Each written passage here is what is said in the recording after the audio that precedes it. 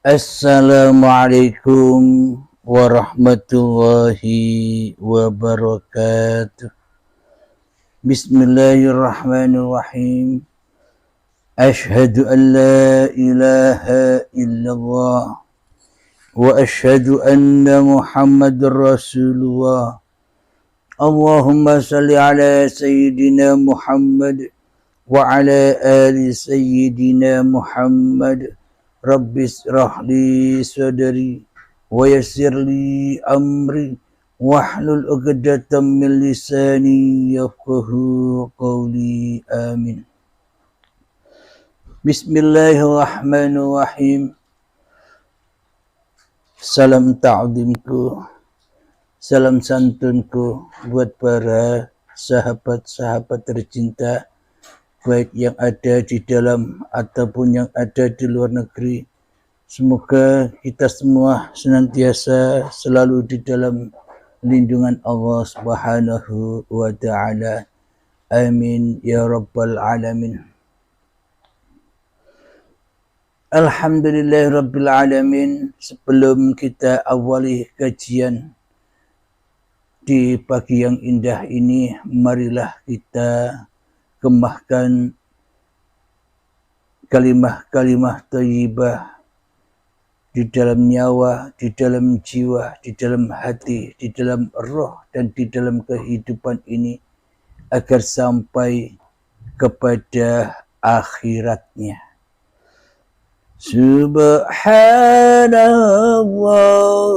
walhamdulillah wa la ilaha illallah wallahu akbar wa la hawla wa la quwwata illa billahil aliyyil azim. Sadaqallahul azim. Kajian di subuh yang indah ini dengan tema judul Sedetik Menuju Akhirat. Satu kali ada seorang murid mengadu kepada Imam Ibn Athaillah Sekandari. Apa yang dia adukan? Wahai Tuan Guru, Ibn Athaillah pengarang hikam, aku zikir tapi kok gak nikmat. Tapi dia sadar, kok gak nikmat ya Allah. Akhirnya Ibn Athaillah mengatakan, wahai muridku, la tatruki dzikra li adami hudurika. Jangan engkau tinggalkan zikir meskipun zikirnya belum nikmat. Apa sebab? Tiadalah orang berzikir kecuali Allah sedang meminjam lisannya dan memberikan karamah kepadanya.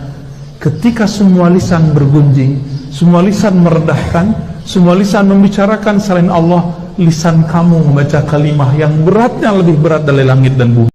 Ya, boleh nggak cari perhatian Allah? Seneng Allah. Tapi hati-hati, antum cari perhatiannya dengan cara apa? Kalau dengan cara minta-minta, Allah biarin kita minta mulu. Kata Allah, aku senang mendengarnya meminta. Enggak dikasih-kasih, kasihnya ntar. Cara mencari-cari perhatian Allah terbaik, tercepat, paling mujarab adalah mengenalnya lalu mengingatnya. Cuma itu. Allah itu paling senang dikenal. Jadi gimana caranya? Kenali dia, sebut-sebut namanya. Itulah cara mencari perhatian Allah yang paling indah. Kalau orang doa, malaikat naik ke atas, Allah nanya, pura-pura nanya, malaikat, itu hambaku kamu tinggalkan lagi ngapain? Ya Rabb, dia sudah meminta-minta kepada engkau, tapi kenapa engkau belum kunjung menjawabnya? Apa kata Allah? Aku senang mendengar dia cari-cari perhatian dengan cara doa. Nangis-nangis, biarin aja dulu. Jadi antum doa pasti dilama-lamain sama Allah. Terus gimana supaya nggak dilama-lamain sama Allah? fazkuruni azkurukum, langsung sebut aku, ingat aku langsung jawab ingatanmu, aku sambut ingatanmu. Maka dalam hadis Imam Tirmizi, hadis imam-imam yang lain disebutkan, man syaghalani dzikri, siapa yang sibuk dengan mengingatku sehingga tidak sempat berdoa kepadaku, an mas'alati, aku berikan kepadanya apa yang diberikan kepada orang-orang yang meminta. Orang meminta belum dikasih, orang zikir kepikiran langsung dikasih. Apa bedanya? Kalau kita zikir, Allah pandang kolbu. Kalau antum meminta, Allah lihat, di kolbunya baru ada emas, di kolbunya ada fulus, di kolbunya baru ada pengen terkenal, di kolbunya baru kapan dia kemudian berdoa merindukan aku. Itu yang Oh, dari Bandung ya, tuan rumah ya. Persiapan untuk menghadapi akhir zaman.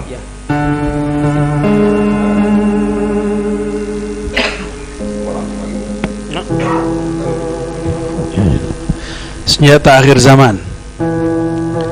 Tidak cukup iman biasa, nggak cukup pengetahuan biasa. Kan pengetahuan kita selama ini baru di syariat. Ya, syariat. Harus hijrah ke thariqat, harus hijrah ke hakikat. Nanti disempurnakan Allah ma'rifat. Ma'rifat apa nih? Ma'rifatur ruh. Ma'rifat ruh, mengenal ruh, bukan hanya jiwa, ma'rifatun nafs, bukan hanya kolbu, tapi sudah sampai kepada ma'rifat ruh. Karena ruhlah satu-satunya pintu mengenal hakikat Allah Subhanahu wa ta'ala. Dan ruh itu tidak berpikir, dia cuma memandang. Yang tidak boleh itu memikirkan Allah dengan akal. Jadi kita kalau pasangannya kalau dibuat ya, mau dibuat pasangannya, badan ibadat, ibadat yang zahir. Akal apa amalnya? Amalnya fikir. Kolbu apa amalnya? Zikir. Jangan coba-coba fikirkan tentang ruh, karena akal objeknya bukanlah ruh. Dia memikirkan sesuatu yang sudah ada, barangnya sudah dilihat. Kalau belum lihat dia nggak ngerti. Maka ada nama ruh, ya. Ruh ini bukan dengan zikir lagi, dia dengan syuhud. Tadi yang saya tulis, penyaksian. Menyaksikan apa dia? Menyaksikan yang meniupkannya, Allah Subhanahu wa ta'ala. Ya, ini satu-satunya, nggak ada lagi. Maka kita diajarkan dialog ruh. Ruh inilah, ruh ini kan macam-macam.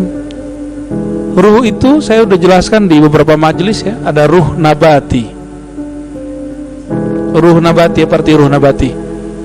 Ruh tumbuhan. Sadaqallahul azim.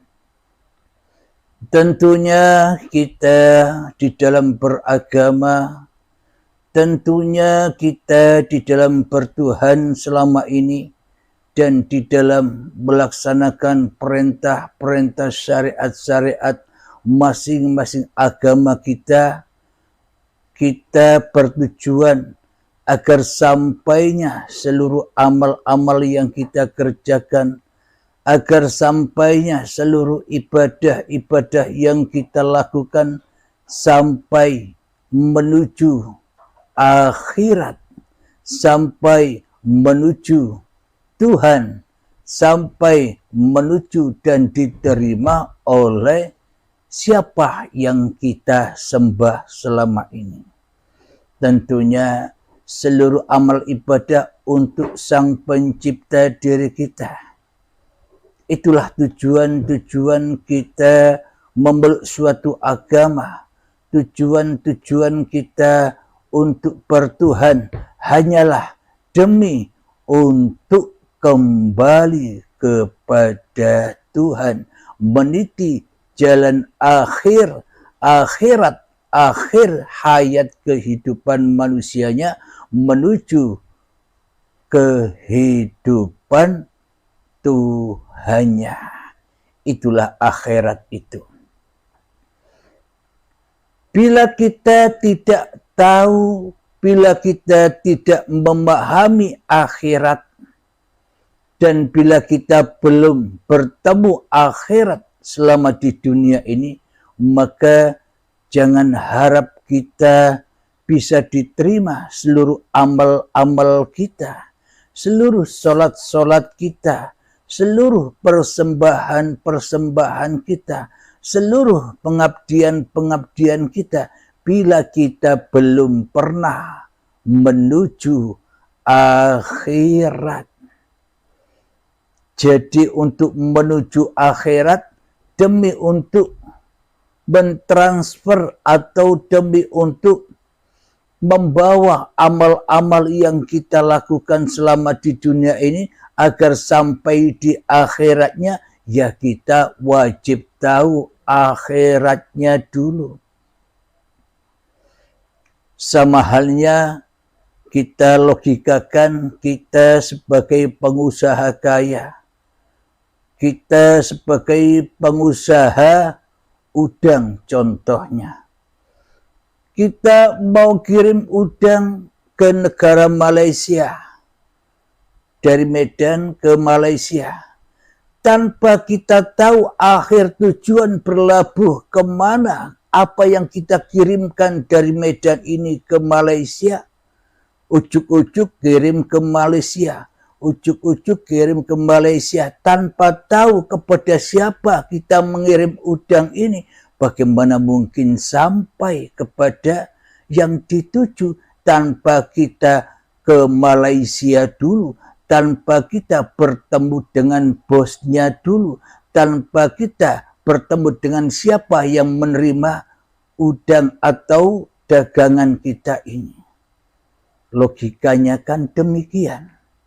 Kita selama ini ibadah, kita selama ini sholat, kita selama ini zikiran, kita selama ini sholawatan, kita selama ini ngaji, apapun yang kita kerjakan yang dikatakan ibadah di dalam syariat-syariat itu kan kita membutuhkan pajak-pajak, memajaki Allah, berharap-harap dapat keuntungan, berharap-harap mendapatkan pahala, berharap-harap mendapatkan kesuksesan dunia, berharap-harap agar mendapatkan apapun yang kita cita-citakan, apapun yang kita inginkan dengan ibadah-ibadah itu.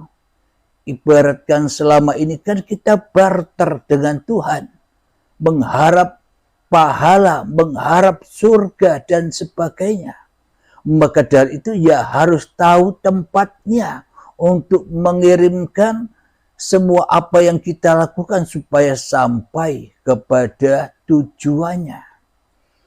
Jadi sama halnya kita mengirim udang ke Malaysia harus tahu tempat berlabuhnya, tempat berakhirnya udang ini sampai di Malaysia, sampai di tangan bos yang menerima dan yang akan membayar udang-udang yang sudah kita kirimkan.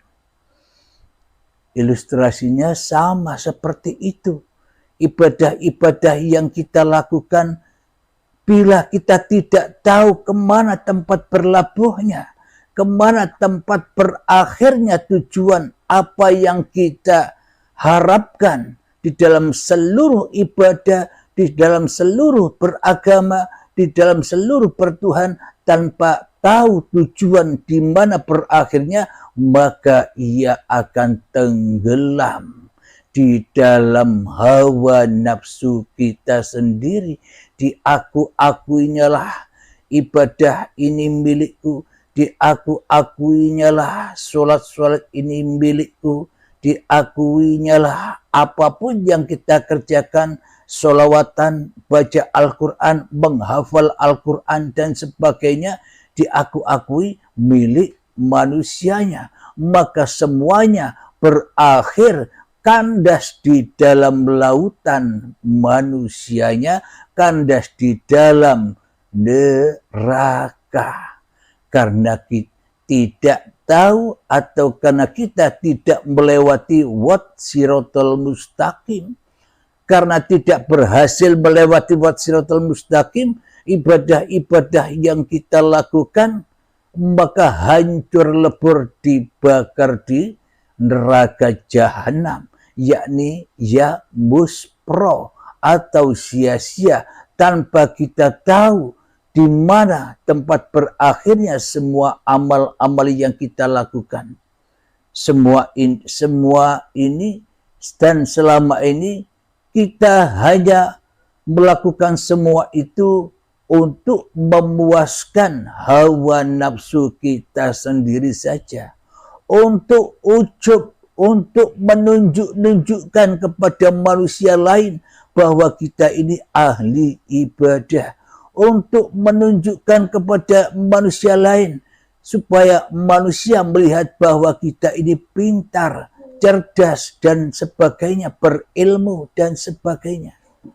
Semuanya berakhir kepada hawa nafsu kita sendiri. Bagaimana mungkin semua yang kita lakukan, amal yang kita kerjakan sejak detik-detik akil balik tiba dulu sampai sekarang, bagaimana mungkin diterima oleh Allah? Allahnya saja tidak tahu, Allahnya saja gaib, Allahnya saja tidak hadir, Allahnya saja tidak wujud. Bagaimana mungkin sampai seluruh amal-amal yang kita kerjakan? Jadi logikanya kan demikian. Bila kita beribadah, kita bila sholat hanya mengandalkan halusinasi saja, hanya mengandalkan angan-angan baik, hanya mengandalkan bayangan-bayangan saja, ya semuanya hancur di dalam bayangan-bayangan kita sendiri. Karena apa yang kita lakukan masih terbayang-bayangi oleh diri manusia kita yang mengerjakan. Karena di dalam hati kita masih terbayang-bayang apa yang kita lakukan, ibadah apapun yang kita lakukan masih terbayang-bayang kita sebagai Tuhan pelaku di dalam seluruh amal dan perbuatan yang kita kerjakan. Itulah yang disebut fahsya wal mungkar. Jadi apapun yang kita kerjakan penuh dengan kemungkaran. Apapun yang kita lakukan penuh dengan kesalahan, dan apapun yang kita aktivitaskan selama ini di dalam kehidupan ini, semua itu adalah linas jatuh ke lembah syaitan yang merasa ada daripada mengadakan Tuhannya di hatinya. Setan yang congkak, yang sombong, yang menggoibkan, yang mentiadakan, yang mematikan Tuhannya di dalam hatinya. Karena yang ada, karena yang wujud, karena yang hidup, karena yang berkuasa, dan karena yang bisa berapa-apa dan yang merasa bisa bersiapa-siapa, masih diri setannya di hatinya. Siapakah dia? Ya kita sendiri yang mentuhani apapun yang kita kerjakan.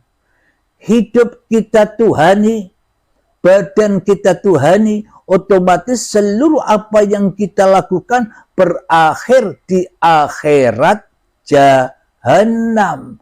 Akhiratnya iblis dan setan kumpul dengan mereka di dalamnya. Karena berakhirnya bukan ke akhirat Tuhannya, tapi akhirat hawa nafsunya, ya semuanya sia-sia saja, ya semuanya keburukan di sisi Allah. Kenapa? Karena semua apapun yang kita lakukan selama ini berada di sisi iblis, di sisi setan, di sisi hawa nafsu kita sendiri sebagai pelaku yang mentuhani apapun yang ada di dalam kehidupan kita selama ini. Alhamdulillahirabbil alamin.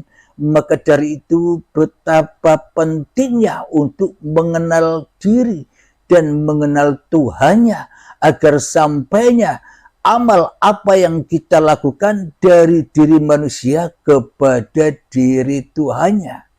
Maka dari itu awaluddin ma'rifatullah. Awal suatu agama itu adalah mengenal Tuhannya. Siapa Tuhan yang akan disembahnya? Siapa bosnya yang ada di Malaysia? Agar aku bisa mengirimkan dagangan-daganganku, agar aku bisa mengirimkan udang-udangku sampai ke alamatnya langsung kepada bosnya, agar dibayar, agar mendapatkan pahala, agar mendapatkan surga, agar mendapatkan apapun yang kita inginkan. Tanpa kita tahu siapa yang kita sembah selama ini, mana mungkin bisa tersampaikan apa-apa yang kita persembahkan. Semuanya hanya jatuh dimakan sendiri. Itulah iblis dan setan yang ngaku-ngaku sebagai Tuhan. Jadi bagaimanakah cara untuk mengenal siapa yang kita sembah? Siapa yang kita abdi, siapa imam kita, siapa bos kita. Ya kita wajib tahu. Tahu apa? Man arafa nafsahu faqad arafa rabbahu. Barang siapa tahu hakikat diri manusianya, maka ia akan bertemu Tuhannya. Barang siapa tahu hakikat diri kewayangan manusianya, maka ia akan bertemu dengan sang dalang, yakni Tuhan yang mendalangi kehidupan manusianya. Barang siapa manusia yang tahu dengan usahanya, maka ia akan bertemu dengan bos yang akan dikirimi apapun yang kita kirimkan. Jadi harus tahu akhirat dulu, harus tahu tempat berakhirnya, kemana semua apa yang kita kerjakan ini, menuju setan atau menuju Allah, untuk makanan iblis atau dipersembahkan kepada Allah, untuk mengabdi kepada Dajjal la'natullah ataukah mengabdi dan menyembah kepada Allah. Ya kita harus tahu berakhirnya, akhiratnya kemana itu. Maka dari itu kita akan kaji pergi ke akhirat, sedetik pergi ke akhirat, sedetik sampai ke akhirat, sedetik dari Medan sampai ke Malaysia hanya sedetik saja. Sebelum itu marilah kita berlatih-latih dahulu untuk menghening-heningkan jiwa kita, mengfana-fanakan nyawa kita, menghapus-hapuskan hati kita, mensuci-sucikan nyawa roh kita agar sampai kembali kepada Allah, agar bisa kembali kepada akhiratnya. Kita persembahkan di dalam keheningan ini supaya kita tidak jadi penguasa dan tidak jadi Tuhan lagi di dalam hati kita. Bismillahirrahmanirrahim. Mengheningkan cipta, mulai, silahkan.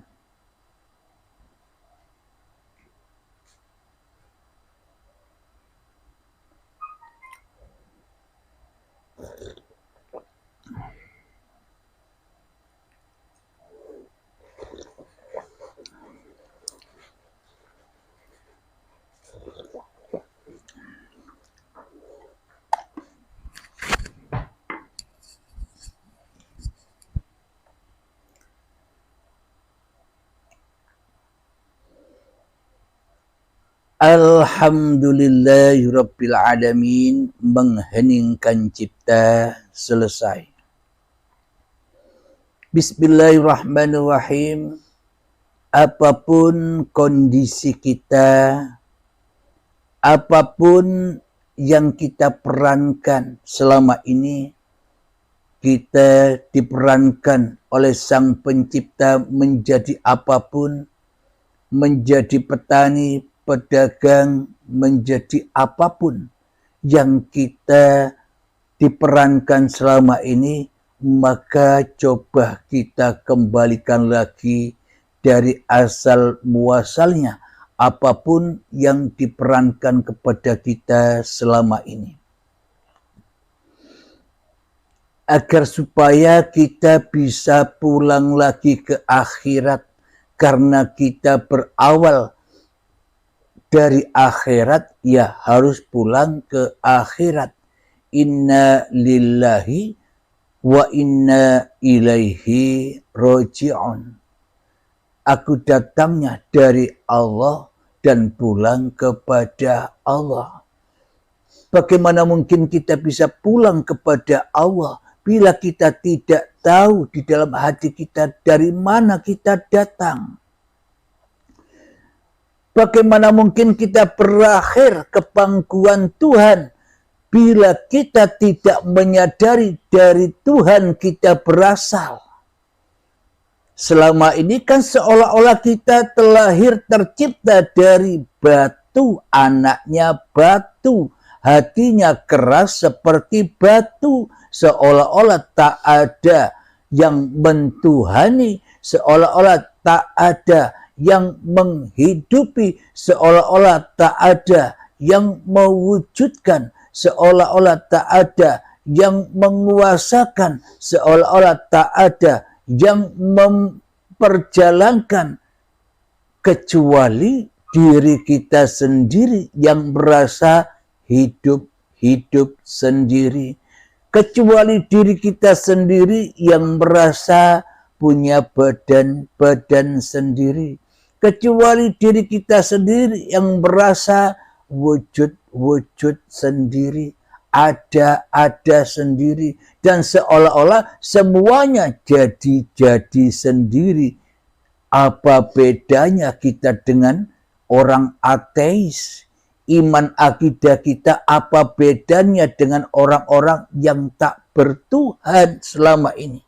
Kan sama.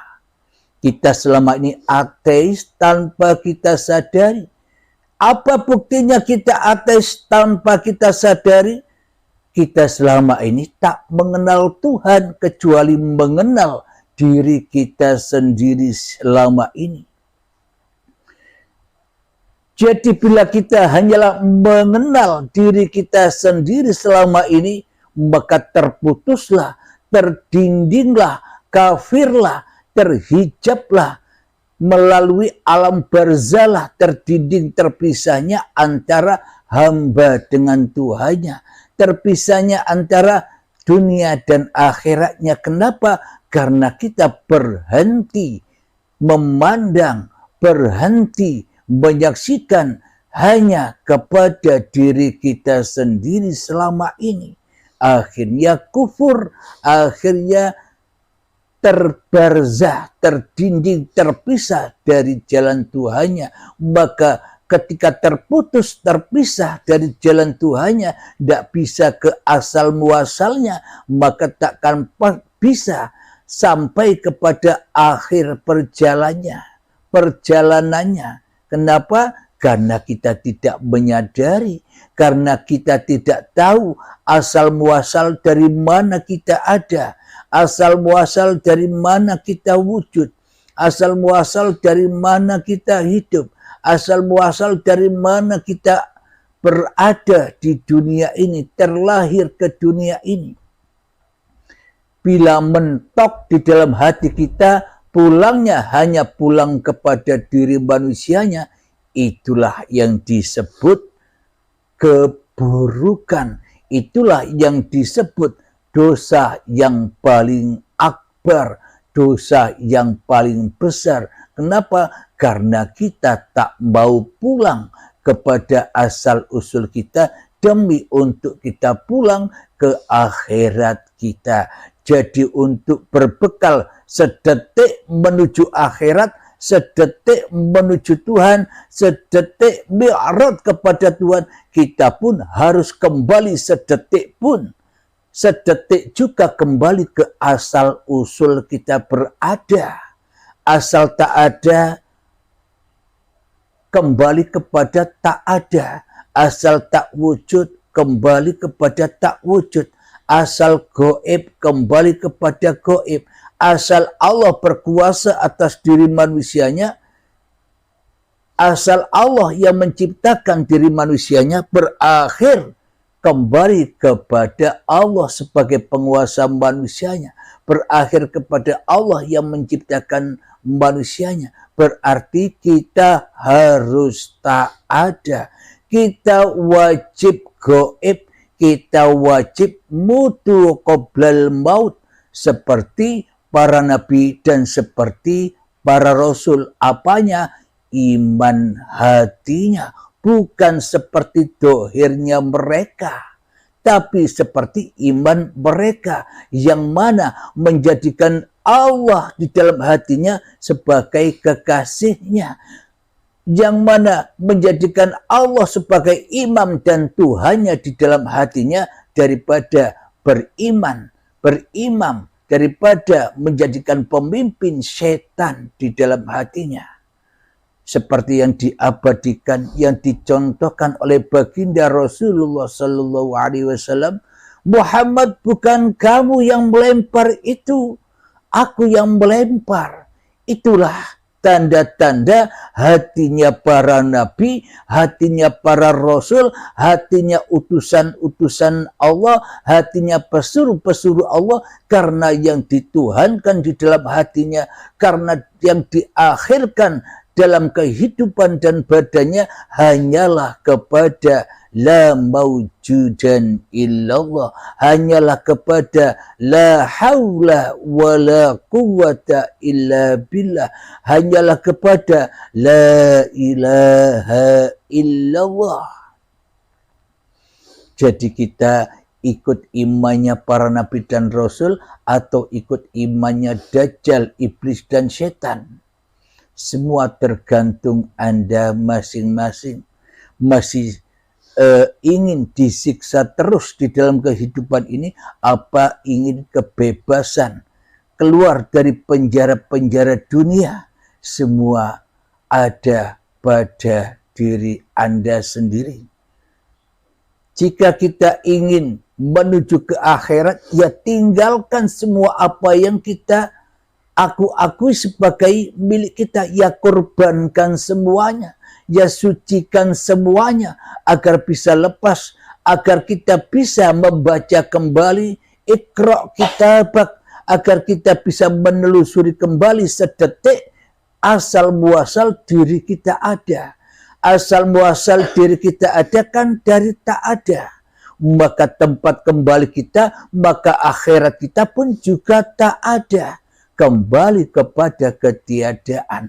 Maka ketika kita sudah tahu, mengenal hakikat diri kita, siapa sebenarnya diri kita ini, yakni hanyalah makhluk yang dicipta, hanyalah makhluk yang dibuat, hanyalah makhluk yang diperjalankan, hanyalah makhluk yang diperankan oleh Tuhannya di suatu malam.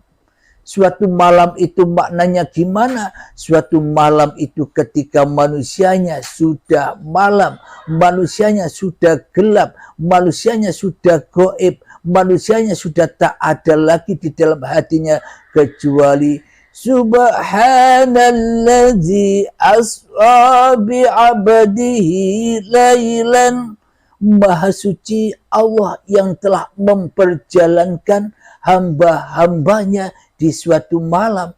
Bukan Muhammad saja yang diperjalankan, akan tetapi Nabi Muhammad hanyalah sebuah contoh untuk seluruh manusia, bahwa seluruh manusia pun sama, diperankan, diciptakan, diperjalankan sama seperti contohnya. Diperjalankan kapan? di suatu malam. Suatu malam itu kapan? Ketika manusianya tidak ada, yang ada hanyalah Tuhannya. Kapan itu? Sejak dari tanah sampai menjadi bayi, kan itu malam bagi kita. Selama ini kita tak ingat apa-apa sejak dari tanah sampai jadi bayi. Yang ada hanyalah Allah, yang ada hanyalah pencipta diri kita. Marilah kita pulangkan semua kepahaman, pulangkan semua ilmu yang kita miliki, pulangkan semua daya upaya yang kita kuasai selama ini kepada Tuhan, kepada ketiadaan, kepada kegoiban, agar nyata wujudullah di dalam tiap-tiap hati manusia kita.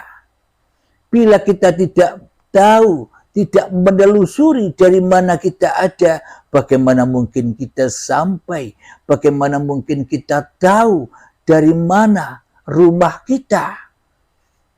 Rumah kita dari mana? Baiti jannati, rumahku dari Baitullah, pulangnya ke akhirat ya ke Baitullah, dari surga pulang ke surga. Selama ini perjalanan kita kan dari surga masuk ke neraka, masuk ke surga lagi. Itulah perjalanan kita. Bila kita menginginkan sedetik mi'raj, sedetik sampai ke akhirat, maka kita wajib sedetik pula sampai kepada asal, sampai kepada awal. Bila kita sudah sedetik sampai kepada awal penciptaan kita, maka sedetik pula kita sampai ke akhir, finish kita sebagai peran manusia. Akhirnya harus melewati pintu kiamat, pintu baiat, pintu rela ridhonya, mutu qoblal maut, agar bangkit al-mahdinya, agar bangkit bangun al-mahdinya, memerangi dajjal-dajjal, memerangi iblis dan setan, memerangi angkara murka yang selama ini bergejolak di dalam tiap-tiap hati manusianya.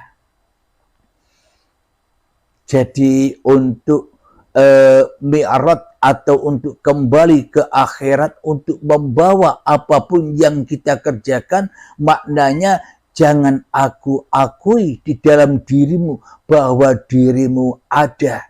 Jangan kau aku akui di dalam hatimu bahwa dirimu wujud. Jangan kau aku akui di dalam hatimu bahwa dirimu berkuasa atau hidup. Jangan kau aku akui semua apapun yang kau lakukan itu adalah kamu. Aku bukan apa dan bukan siapa. Aku tidak apa dan tidak siapa. Aku hanya peran diperankan Tuhanku yang menciptakan sejak dari tanah. Janin bayi itu perjalanan dulu, kini agendanya Tuhan. Resapi makna-makna ini. Resapi, resapi, resapi, dan resapi. Itulah jalan sedetik menuju awal dan sedetik menuju akhir. Supaya apa yang terjadi dalam masing-masing diri manusia kita lillahi ta'ala, dari lillah, kembali ke lillah, dari Tuhan, kembali ke Tuhan, maka kosonglah, maka bersihlah, maka sucilah kemanusiaan kita dari diri manusia kita. Semoga ini semua, semoga pemaparan ini bermanfaat khususnya untuk diriku yang sama-sama belajar dengan sahabat-sahabatku, dan untuk kita semua. Semoga sahabat-sahabatku juga dimudahkan untuk melewati jalan ini. Kita bergandengan tangan untuk melawan, memberontak iblis dan setan yang selama ini berkuasa